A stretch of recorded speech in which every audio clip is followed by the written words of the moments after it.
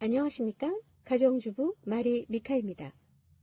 요즘 극우로 결집하는 듯한 보수 진영을 보면서 정권 재창출은 결코 쉽지 않을 듯 보입니다. 대통령이 극우 유튜브의 주장을 옹호하며 레거시 미디어는 보지 말고 극우 유튜브를 보라고 주위에 말했다는 전언과 여당 지도부에서조차 극우를 옹호하는 듯한 메시지가 계속 나오고 있고, 지난 서울 서부지방법원 난동이 유튜브 생중계를 통해 적나라하게 폭력의 순간들이 노출되었는데도 그들을 위해 무료 변호를 맡겠다고 나서는 여당 쪽 인사들이 있는 걸 볼 때 솔직히 좀 한심하다는 생각밖에 들지 않는데요. 지금 대통령께서 독립운동 하시다가 옥살이 중이십니까? 그리고 이 시점에서 한동훈 전 대표의 배신자 프레임에 대해 한번 짚어보겠는데요. 한동훈 전 대표를 향해 자신을 키워준 윤석열 대통령을 배신했다고 낙인을 찍으시는 분들이 있으신데요. 참 어이가 없습니다. 인간 한동훈을 키운 건 부모님들이시죠. 대한민국 검사가 된 건 그의 실력으로 사법시험 패스해서 당당히 검사 임용된 거고요. 초임 검사 시절부터 특출난 덕분에 같이 근무했던 검사장들마다 그의 능력을 인정했고, 오히려 박근혜 정권 당시 국정원 댓글 수사로 윗선의 외압을 폭로하며 좌천당한 윤석열 선배 검사를 대부분 외면할 때 한동훈 검사는 그를 위로하며 챙겼다고 전해지는데요. 그리고 검사 시절 도움을 받았다면 윤 대통령이 한동훈 대표에게 더 받지 않았을까요? 전언에 의하면 검사 시절 일이 잘 풀리지 않을 때 항상 돈이 어디 있어? 하며 윤 대통령이 한동훈 대표를 찾았고, 어려운 난제들을 해결하고는 그 당시 윤 선배가 밥 산다며 같이 가자고 해도 한동훈 검사는 전 빠집니다 하고 일만 처리하고 가셨다고 하는데요.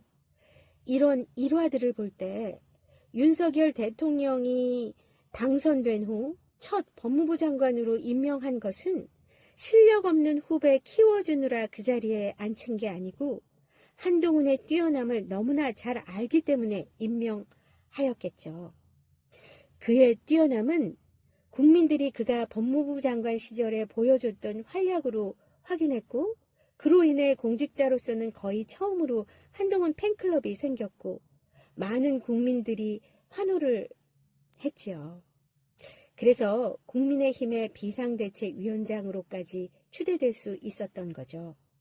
그런데 문제는 한동훈 대표님은 윤석열 대통령과의 인연을 개인적인 인연보다는 가치를 공유하는 쪽에 방점을 두고 총선 당시 김 여사 디올백 사건이 터졌을 때 대통령 측에선 개인적인 인연을 더 생각해 쉴드 쳐주길 원했을 거고, 그러나 한 대표님 측에선 개인적 인연보다는 국민적 정서와 공적 마인드로 김 여사의 사과를 요구하면서 충돌이 일어났죠. 그래서 비대위원장 사퇴까지 요구하는 상황이 벌어졌었죠. 그런데 대표님은 그에 응하지 않으셨고, 그로 인해 그 후부터 정말 대통령실에선 민심과는 반대로 가는 상황이었고, 한 대표님은 끊임없이 공적으로 민심을 전달하며 민심에 부합하는 요구들을 했음에도 번번이 묵살당하는 상황들로 인해 민심은 싸늘하게 돌아섰고 총선은 참패를 했죠. 결코 부정선거로 참패한 게 아닙니다.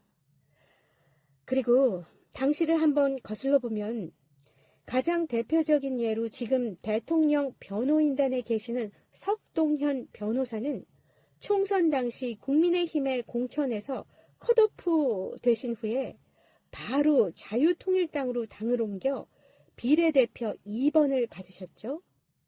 그리고 또 도태우, 장해창 씨 등 막말로 인해 공천 취소되고 그 외에 공천에서 탈락되었던 분들 중에 다수가 일제히 반환이 되어 한동훈은 배신자다라는 프레임을 씌워 극우 유튜브와 동일한 메시지들을 직간접적으로 내고 있죠.